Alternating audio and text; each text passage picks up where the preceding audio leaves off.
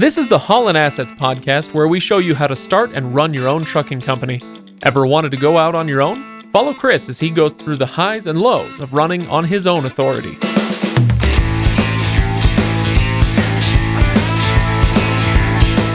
Welcome, everybody. Welcome to the Haulin Assets podcast, episode number 144. Today we're talking about finding loads. Now let's file this one under vital. I'm your host, Craig. Over there, he's Chris. How's it going, Chris? Good. How are you? Yeah, not too bad. Good. We are recording this the day after Christmas. What's the square root of 144? 12. Ah, look at you go. Yeah, pulling out the math brains. Are you really asking me to do fast math today, Chris? Hey, you got it. Surprised us all. Well, I remembered my fifth grade times tables. Thank you very much. All right. So, Chris, we're recording this the day after Christmas. Hope everybody else had a great Christmas. I know we did, which makes it sound like we celebrated it together in our cozy little podcast studio with the Christmas tree in the corner. No, anyway. But speaking of trees, I'm hoping that this episode, Chris, will be evergreen. Okay, because this is going to be an important topic that people should be able to refer to time and again. And also, that was an A+ transition. There you go. Yeah, I think this is going to be one of the best topics that we'll ever have on the podcast. It's such a critical task in a trucking company, and it's about time we put some real effort into it. So this will be good. Yeah. So we've talked a lot in the past about Chris kind of slowly transitioning from the external third-party broker to or dispatcher to your own internal system. And so you're slowly going through that, and you're going to share some of the systems you use, the processes that you use. And we are going to get to all of that after I remind everybody to go to HaulinAssetsLLC.com. That's HaulinAssetsLLC.com. And you can also go to MotorCarrierHQ.com for the tools and tips and merch, like what we're wearing on the YouTube video. Hey, YouTube audience, how's it going? All right. So, Chris, now that we've got the housekeeping out of the way, let's talk finding loads. Unless, you know what? Should we back up? Do you have any stories from the road you want to share? Because I always ask you. I have a few painful ones. Yeah? This last week's been a little bit of last couple weeks has been a little bit of a challenge. I do delight in hearing about your pain. Yeah, so this will be some good pain stories. First one, we'll talk a little bit about a fun time getting loaded with a load. So this was down in Yuma, Arizona. Do you know anything about Yuma, Arizona? Yeah, that there's a 310 there. A 310. The 310 to Yuma? No. Oh, yeah. Well, okay. The song? No, that's a movie, man. I haven't seen that one. Oh, you work too hard, Chris. I'm you lame, work way too hard. Anyway, Yuma, Arizona, this time of year, it becomes a hub for produce. Okay. Because you get produce coming out of Mexico because of weather. So wintertime, a lot of produce comes out of Yuma. And produce can kind of have its own challenges. And this is one of those loads that it's got two pickups, which we try to avoid multiple pickups, but you can't always. And we decided to take this load. There was enough in it that I could compensate my driver a little bit for it, because on top of two pickups, at each pickup, he had to pulp the produce. So what that means, he has to go back into the trailer with a thermometer, put the thermometer in. It was like broccoli and cauliflower. I think some celery, stuff like that. Put the thermometer in some of the product, just measure the temperature, take a picture of it, record it on the bill of lading. How often? Just at each pickup. So he had to do a couple temperature readings at each pickup. Goes to the first pickup, it goes pretty smooth. He's in and out fairly quickly. Goes to the second pickup, and there's a little bit of time between the first and the second. The broker told me it'll probably be ready by 1400 on the day. And you're like, really inspiring confidence, yeah. I'm sure. But the appointment's not till 1700, and we're like, okay. So he ends up getting there, kind of even taking his time getting there between the first and the second stop. He gets there like right around 1400. Yeah. And anyway, it's not ready. Surprise, surprise. So we're thinking, okay, 1700 appointment. It'll be ready sometime shortly after that. 05 in the morning, the next day, he finally gets called to go to the door to back his truck up to At the door 5 a.m.? 5 a.m. So Whoa. 12 hours past when the appointment time is. It's 15 hours yeah. after he got there. So he gets there, he backs up, gets loaded. The loading doesn't take too long. It's like an hour, pulls away and starts to go pulp things. And then he realizes, he's looking at the paperwork, filling the bill of lading out, and realizes they've loaded product that is going to Pompano Beach, Florida, when he's supposed to be going up to Lacey, Washington. Which, for those of you who aren't really up to snuff on your U.S. geography, I'm going to go ahead and call those opposite corners of the country. They are literally opposite corners of the country. And so he notices it, luckily, calls me, I call the broker, we talked to the shipper, and they had loaded his product onto another truck and another truck's product onto our truck. The other truck driver didn't notice, but luckily he hadn't left the property yet. So anyway, they back both of the trucks up to doors next to each other so they can just kind of swap. And the next thing, so they start pulling the old product off, which was only like 3 pallets. It wasn't very much. Yeah. And the driver, Joel, he notices, hey, they're pulling off. He can tell they're pulling off more than just 3 pallets worth. So he goes and stops everything. Finally, after much wailing and gnashing of teeth, we get everything all straightened out, get everything loaded back on, and they end up shorting the product that we were supposed to get. We were supposed to get, I can't even remember, 120 cases. They only end up loading 100 cases on. And so then we spend another, I have about 45 minutes, verifying with the broker that we're okay to leave, that the shipper's okay with us going with that short of product. And to make a long story short, we were, but this is one of those situations where okay, so many things got messed up getting the load on the truck. When we go to pull it all off, is it going to be okay?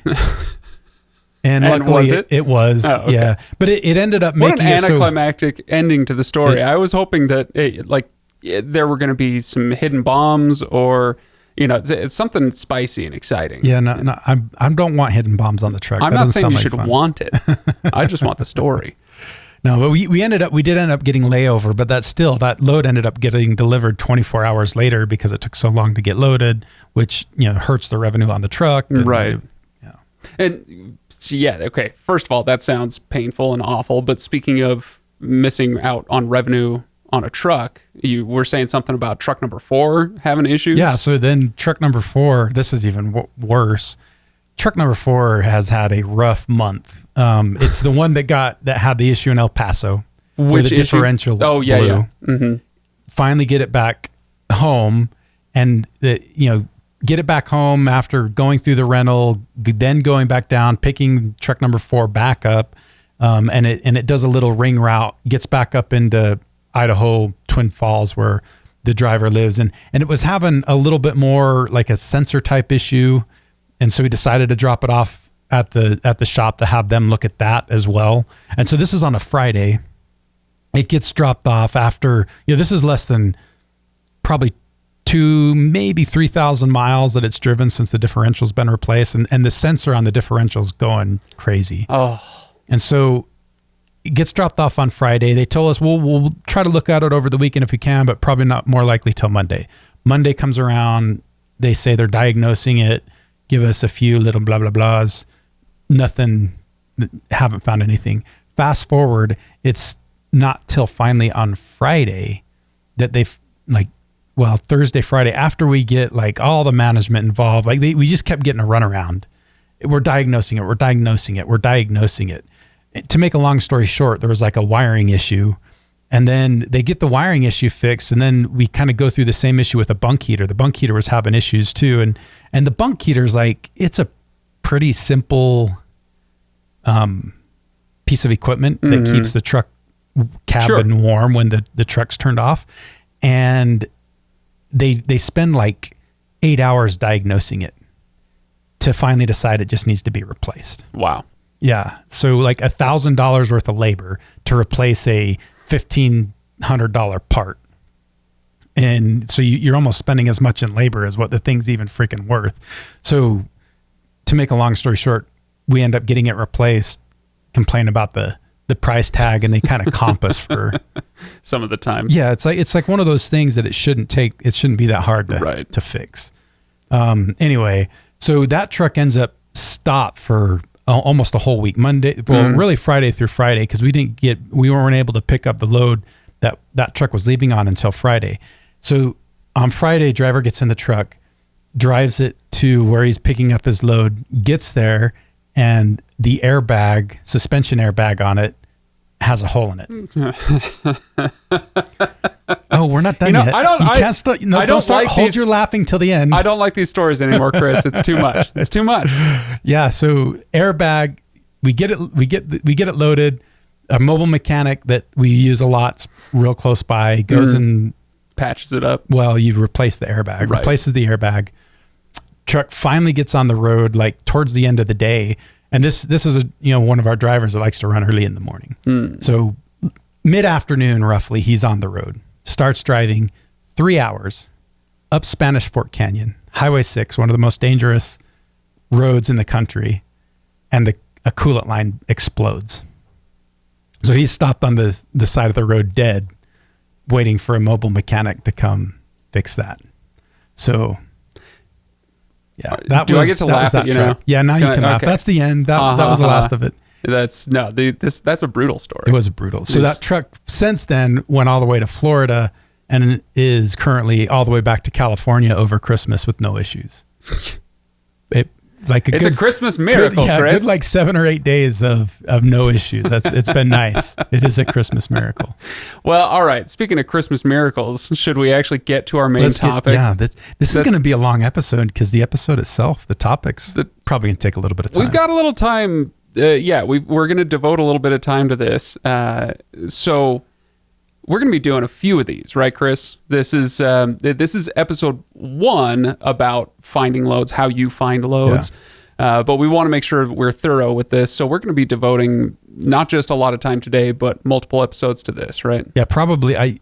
I've got kind of planned out at least 3, probably 4. And I honestly, I think it's probably going to be even more than that as we get into kind of more and more detail and start talking about some of the finer points of dispatching, finding loads. Well, where do you want to start with this? Do you want to start at the beginning of when you started bringing dispatching back in-house? Yeah, that sounds good. So back in the 1st of October, so we're talking almost 3 months ago at this point, I booked my first load. We decided that for Haulin assets, it was going to be best to stop using the third-party service that we've been using and bring finding loads and dispatching in-house.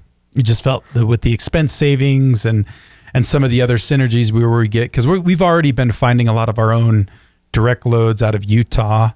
We've been doing that on our own for longer than that. We just felt like for a lot of different reasons, it was time to bring it in-house. So 1st of October, we started that transition, plan on it taking 5 or 6 months. I took on 2 trucks in October, 2 more in November, 2 more in December. So I'm up to 6. And 2 more coming in January. So, okay. I've been doing it for a while.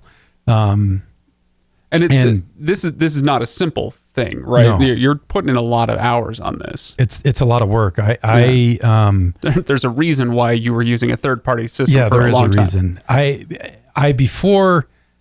Before I started dispatching, I was probably spending 10, maybe on a really heavy week, 20 hours a week working on Haulin assets. Now I'm spending more like 40 to 50 hours a week. So full-time job just on Haulin assets. And then, you've got your other businesses. I got my other stuff on top of that. So like for the most part, especially the last month where I've had 6 trucks, I'm working 50 to 70 hours a week, getting it all done. So that's obviously not long-term sustainable, but it is something that I can and I plan on doing for the next 3 to 9 months. And the reason I decided to do it myself was so that I could help develop the systems and processes that we're going to use and that we can train people on as we have, we bring employees in-house that can work on the dispatching. Yeah.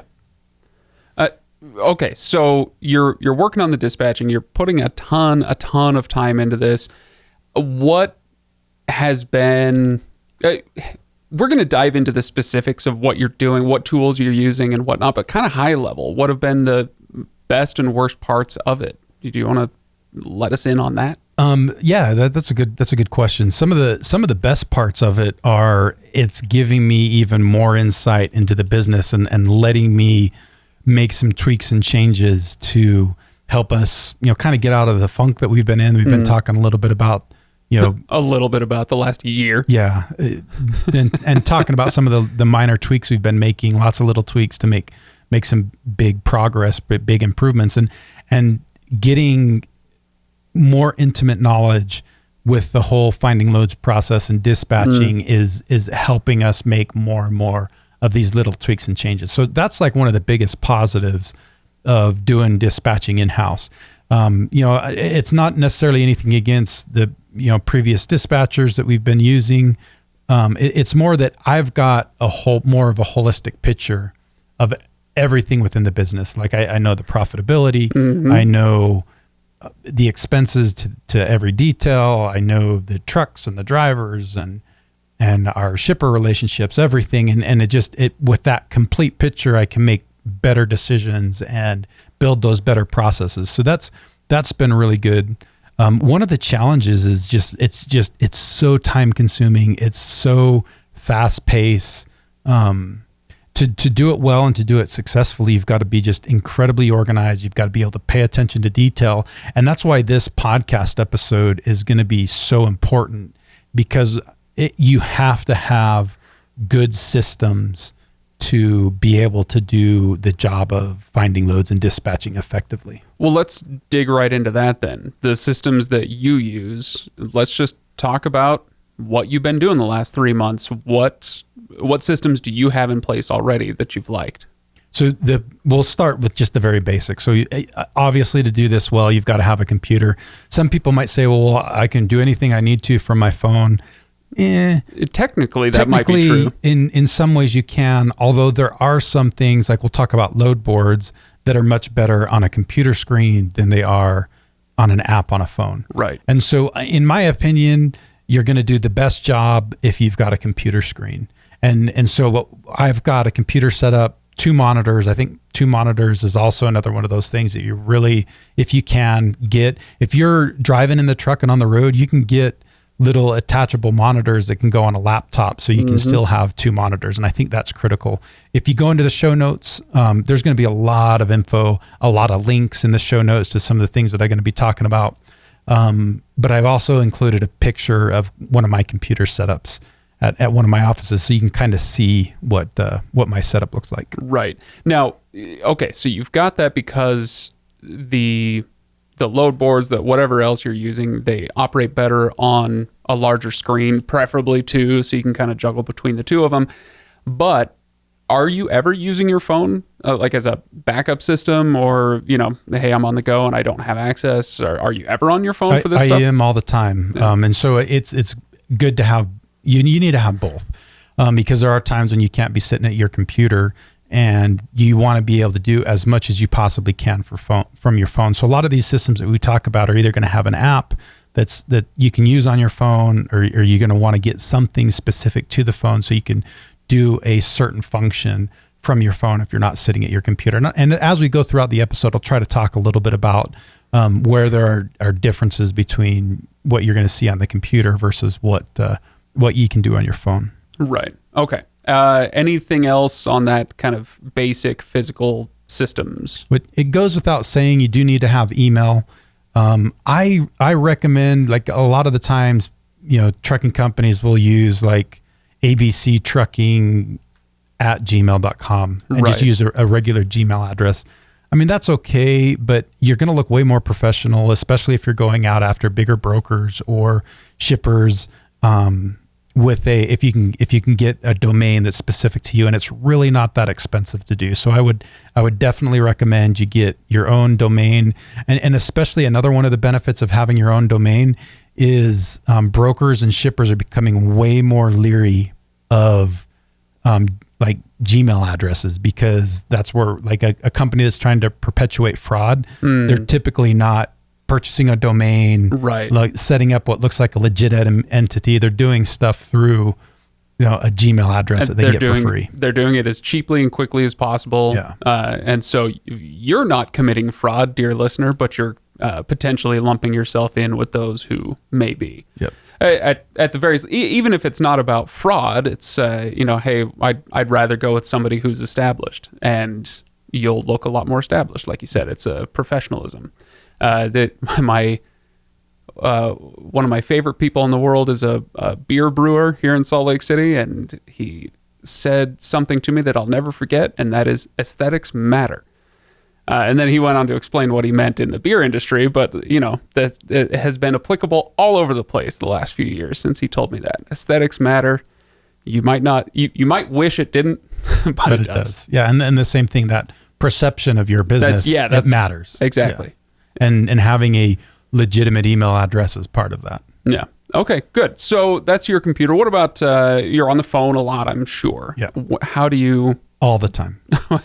And I don't mean on the apps or, typing out emails or something, but you're actually talking to people a lot. You are. How do you deal with that? So in my situation, I use two different phone systems. We'll start with a cell phone. Cell phone, obviously, everybody's pretty familiar with those. You use your cell phone. Right. The way that I got it set up too is I also have a VoIP phone. You're a techie nerd geek guy. Voice over Internet Protocol. Yeah.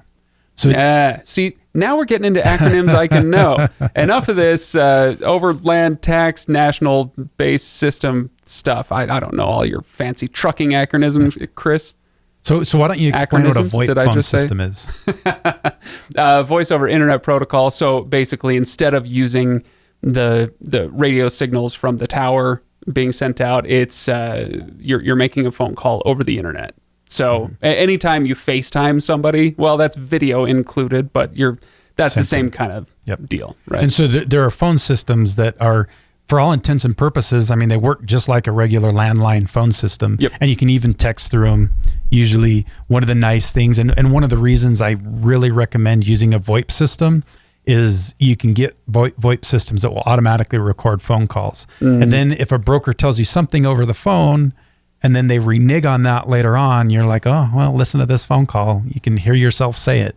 And I know Jake, our dispatcher, has used that several times, and it's just one of those things that protect you. Sure. Brutally, but protectively. Yeah, very protective. So a VoIP system is something I'd recommend having. And one of the nice things about it is you can actually get an app on your phone, so you can make the calls through the VoIP phone number right straight from your phone.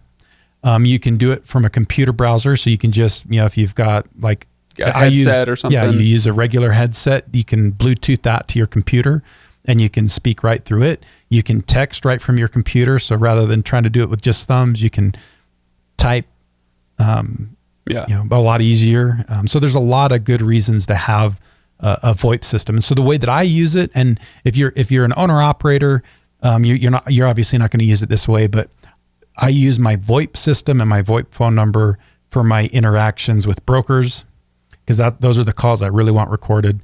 And then I use my cell phone mostly for my interactions with drivers. And it's super handy that way. Right. Okay. Excellent. So you've got your computer set up, you've got your VoIP phone set up, you've got a cell phone that you can use, as a normal cell phone should the need arise. Now let's talk about where you go with these load boards and other things. What do you do with your systems that you've set up? Before we get to that real quick, let me just give you two examples of VoIP systems. Sure. There's a lot of them out there. These are just two of kind of the more common ones that kind of came to my mind.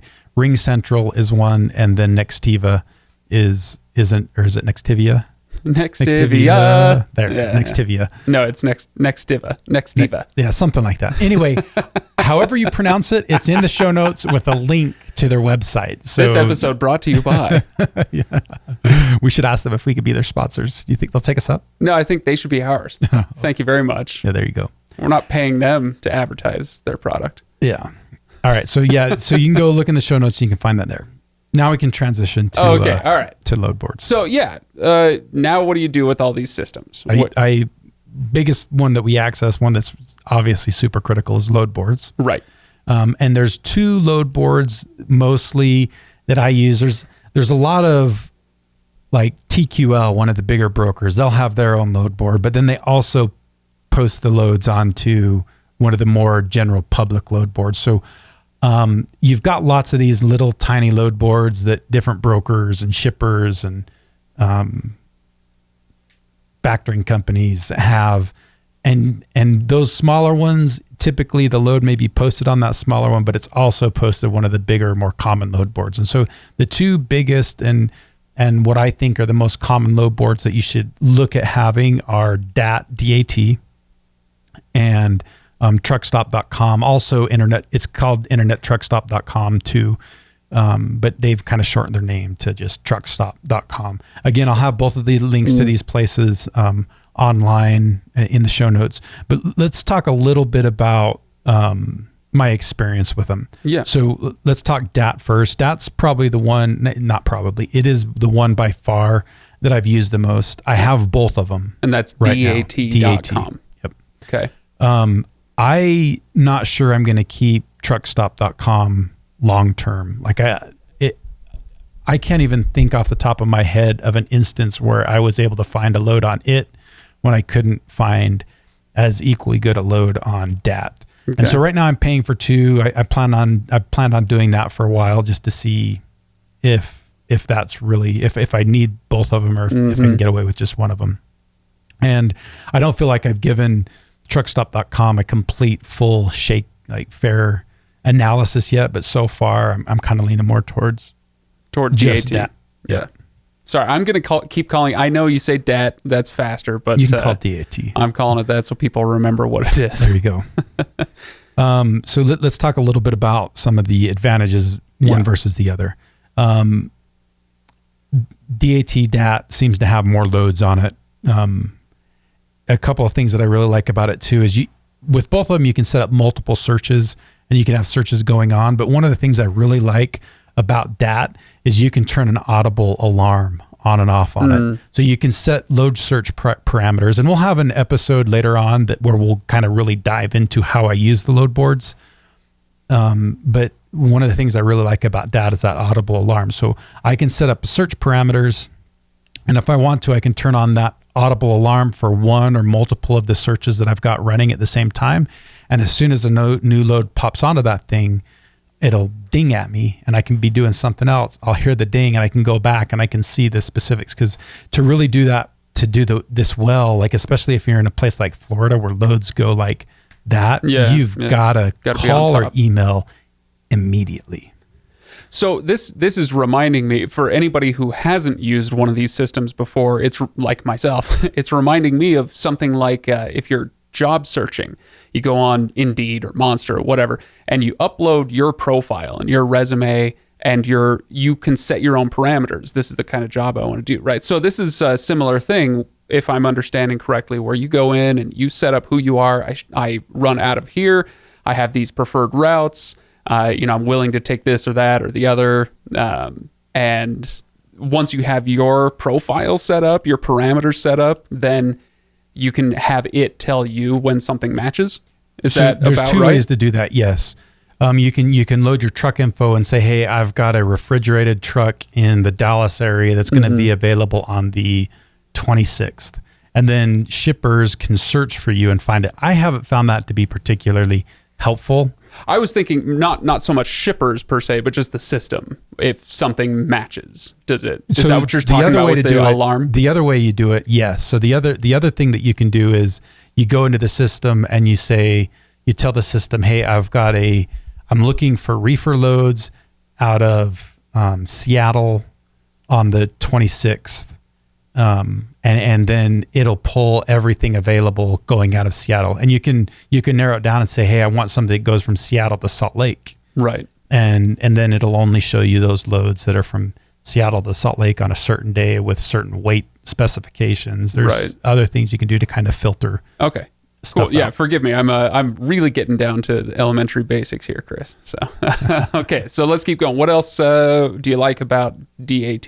One of the other things I really like about it is it's kind of a heat map type thing where it shows a map of the United States and it shows the different markets or regions. So like there's going to be a Dallas market, there's going to be a McAllen, Texas market, there's going to be a Philadelphia, Pennsylvania market.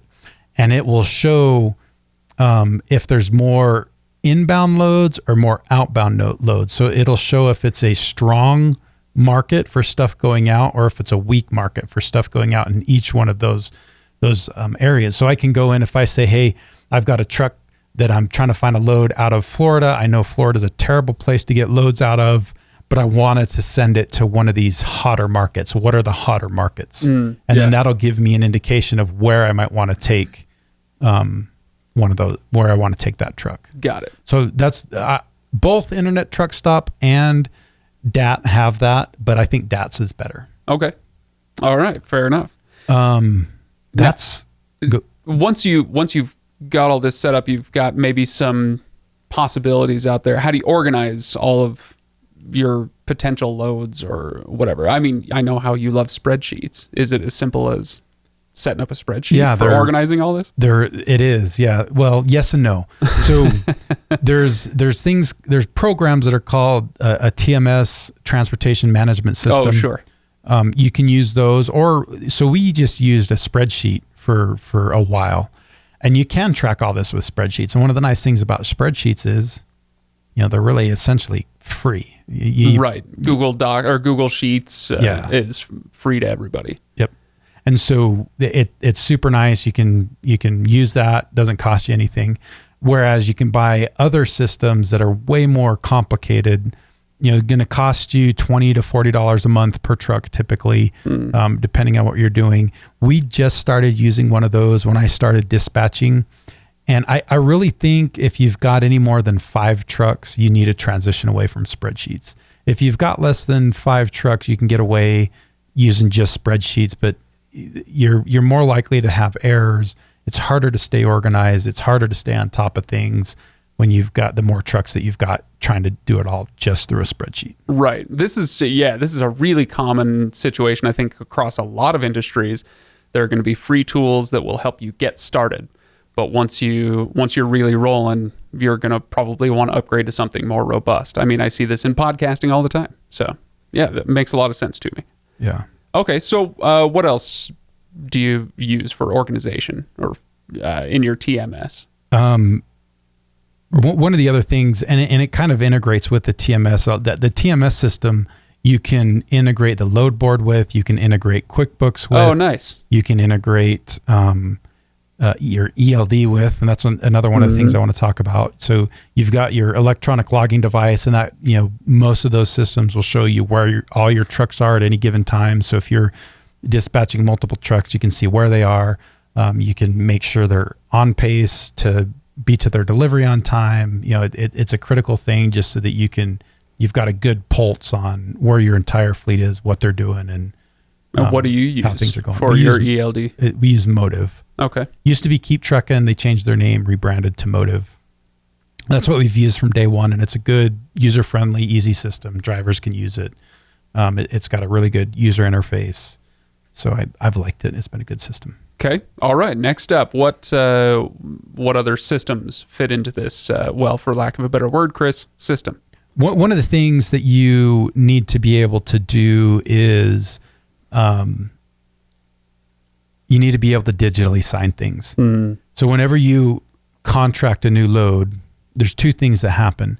You have to, if it's with a broker you've never used before, you have to fill out a broker packet, which is essentially a contract between you and them that kind of just explains the terms of service, each party's responsibilities, just your regular contract. But then every time you haul a load from them, you also get a rate confirmation, which shows typically the pickup point, the drop off point, what you're going to be hauling, how much it is, if it's a reefer load, what the temperature's at, and then it'll show what they're going to pay you to do that. Right. And whenever you get a new load, you're going to get sent that, you have to sign it and return it. And so you've got to have something. You don't want to be like printing that out, signing it, scanning it back. There's programs out there that you can use where you can just digitally sign it. Right. And so if you're using a Microsoft-based computer, Adobe Acrobat DC, just the free version of Adobe Acrobat, has the ability to do that. If you're using a Mac, Just the previewer app that comes with your Mac has the ability to do that. If you're using an Android phone, there is, I think it's Adobe Fill and Sign. Mm-hmm. Yeah.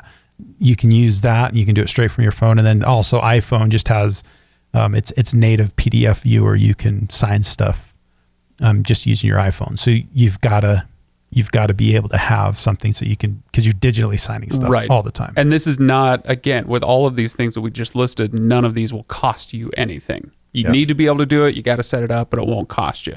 Okay. And I've got links for all that stuff too. Right. So in the show notes, you can find all that. At HaulinAssetsLLC.com, Chris. There you go. Look at you go. Okay. All right. What's next? Another thing that is often missed that I think is really, really important is credit checks. And what I mean by credit checks is anytime you're going to haul loads for a broker, especially if they're a new broker, you want to be confident that you're going to get paid by this broker. It's kind of important. It's one of them things. It's one of those things. So load boards will always have, like, you can pull up information about the broker in the load board, and the load board has some basic information about what their credit score is and how long their average day to pay is.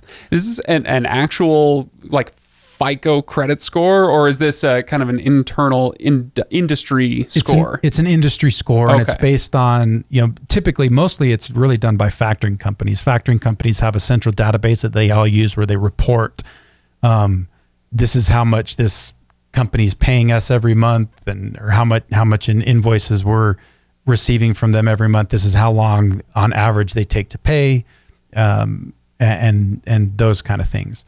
And so that all gets reported.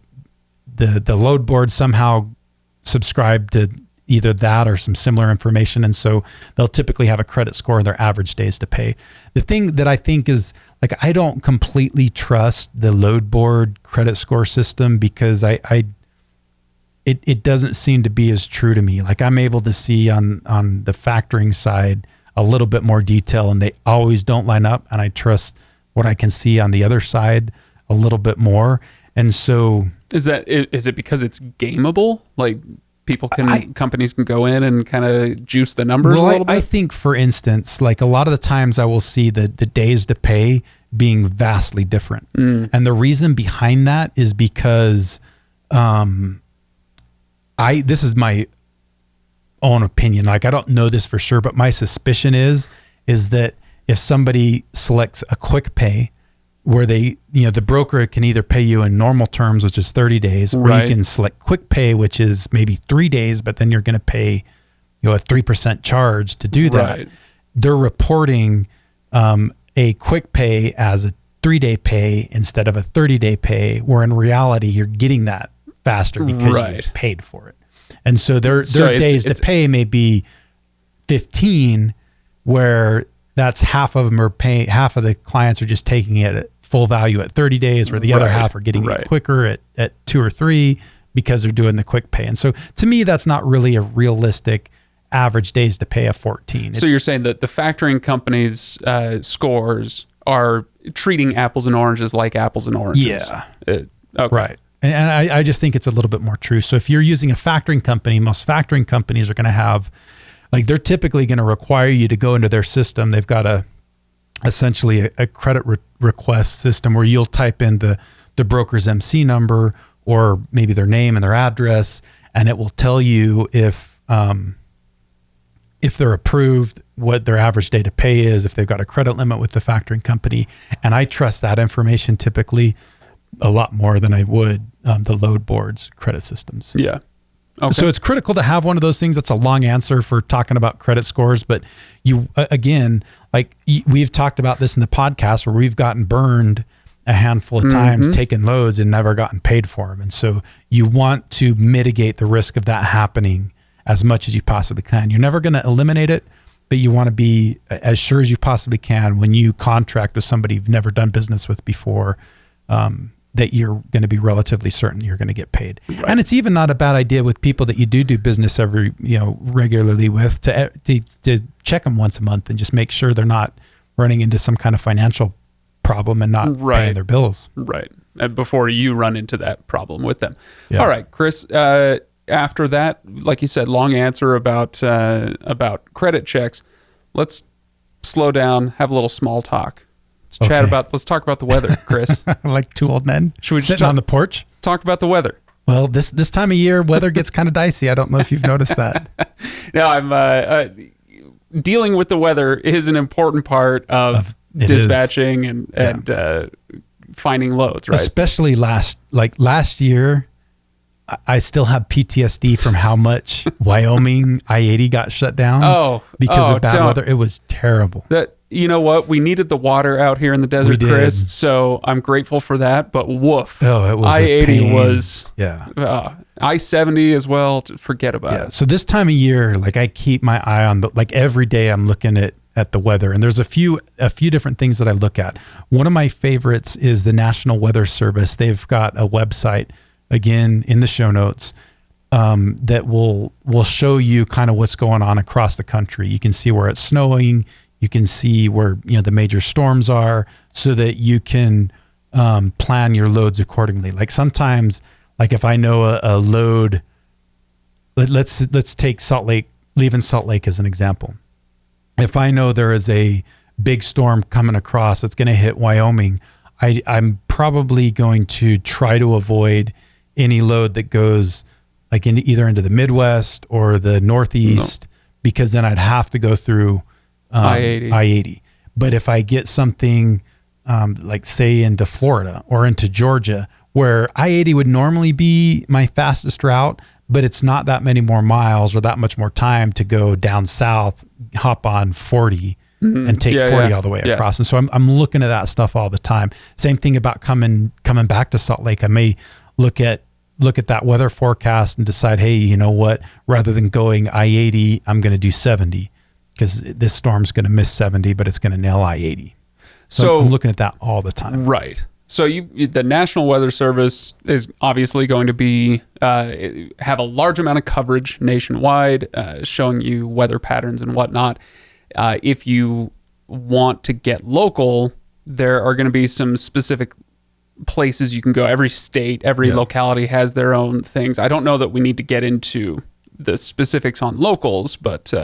anything you wanted to say about that? So there are, I'm going to put 3 websites as an example in the show notes, Wyoming, Oregon, Washington, and Nebraska. Because those are the 4 that I use the most, where we have a tendency to run into bad weather. But every state I've ever looked at has a website where you can see essentially current traffic conditions. Like if you just Google traffic conditions in Washington, you'll find their website. They've got a map of the state. They've got all the roads, and it's just like in Google Maps, it's colored green or yellow or red. But then they've also got like cameras and other things. So you can actually pull up the traffic cameras, and you can look at what the road looks like. And Wyoming goes into detail, and it'll say what the surface temperature of the road is. Oh wow! And, other things, so you can get kind of a good idea of is my truck going to be able to make it through there? Okay, is the road actually shut down? Is it likely to get shut down? And you can make better decisions by using those state-specific websites. Okay, all right. That's the weather. We've got 2 more systems to go through, Chris. What's next? You've got to have a place to store everything. So I like a cloud-based storage system. So like if you're using a Mac, iCloud. If you're using a PC, there's everything from Dropbox to if you subscribe to the Microsoft fleet, you've got their SharePoint system where you've just got a regular file saving system. Google's got Google Drive, and you can save everything in the cloud. That way you can access it from your phone, you can access it from your computer. It all syncs together. It all works fairly seamlessly. Welcome to the future, Chris. That's awesome. Cast yourself back to the mid '90s and imagine the paragraph that you just said. Yeah, right. That would have blown your mind. It's pretty cool stuff. Yep. Okay, so. And the point of the cloud storage then is accessibility in wherever you happen to be. Because, hey, you're in a truck, you're not in front of your computer all day. Yep. So. Or if you have to step away from your computer, go grab lunch, or you have a meeting somewhere. I mean, there's a million reasons that you're going to be away from your computer. And being able to access everything at any time is super handy. Okay.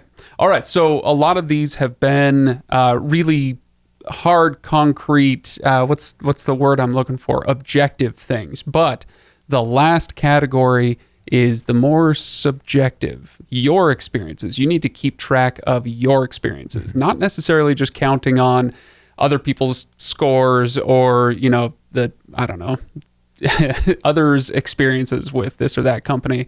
You want your own notes, right? Yeah. Knowledge is power. And the more you know, the better you are. If you're anything like me, like I forget things, like I'm kind of like, I take in some information, use that knowledge to manage something that's going on, and then I dump it. Not me, man. Steel trap all the time. I'm jealous. I'm just so jealous of you, Craig. This is not true as the acronyms suggest, because I can't remember any. Whenever I get a little bit of wisdom or knowledge, I'm like, oh, that's a good thing to know.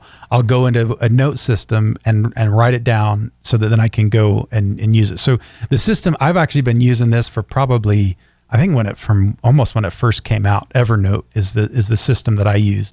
It syncs on my phone so because I've got so many different businesses, I've got a home office, I've got 2 offices and office buildings, and then a laptop. So I literally have 3 computers that I use and my phone. And Evernote and like the cloud system that I use, everything, they all sync across all 5 of those devices so that I can, have everything I need at any given time. And Evernote does that really well too. So, I can take a note from my app on my phone, it'll show up on my computer, and vice versa. Well, let me ask you this. So you're talking about an app that is specifically designed for taking notes, okay? Mm-hmm. And we like specificity, that's great. But we just talked about a cloud storage system. Yeah, what's the one on Mac? SharePoint, Microsoft SharePoint, but it's got its own note-taking system. Right. Google has one. So that was going to be my question. If I'm already setting up a cloud storage system, can't I just put a folder in there with some Google Docs? Is there a reason that you like having a specific note-taking service? It's clean and easy. I mean, I don't have to go into multiple, like I can open the app and it's right there and it saves everything. You can essentially do the same thing with a Google Drive, and you don't necessarily have to do it. This is just Evernote's the one that I use. Apple has its own like notes. Right. Evernote's just a little bit more. It's more elaborate. You can also manage your tasks and a few other things through it as well. Sure. And so it's a system. Just a little more robust. It's a little more robust, and it's a system I've kind of gotten used to and using. I like it because you can essentially kind of just in your notes you can create the same. Similar to a folder structure in like Explorer on your computer or Finder on a Mac, you can do a similar type structure, and you can keep notes under specific categories. Yeah. And it's handy that way. If you don't mind my 2 cents on this category, this is one of those areas where if you've never used a system like Evernote, and I know it's not the only one, like you say, but if you've ever used a system, or if you've never used a system like it, then you don't know what you're missing out on.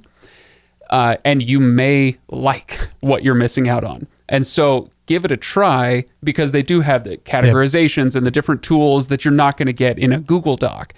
Now, that being said, give it a try for 3 months or something. And then if you find that all you're ever doing is just going in there and jotting down a note, well, you can use a Google Doc for that. If you're truly not using the system to its full potential and you want to keep it simple, you can. But try the better system first, or the more robust system, because it'll show you some of the possibilities. Whereas if you start saying, I'll just use Google Docs, you don't know how much more organized you could be. Yeah. Right? Is that fair? Yeah, absolutely. And like Evernote, there's a free version of it too and that may be good enough for what you need. I use the paid version. I think I pay about $60 a year for it. But it's been worth it for me. And like I'll put, I have under Haulin assets, I'll have a dispatching category, and then dispatching I'll have, for instance, this is how I use the notes. I'll have each state, and I'll have a list for each state, different brokers that I've found I can find good loads for each state. I'll have another note sheet where I put like what my best practices are.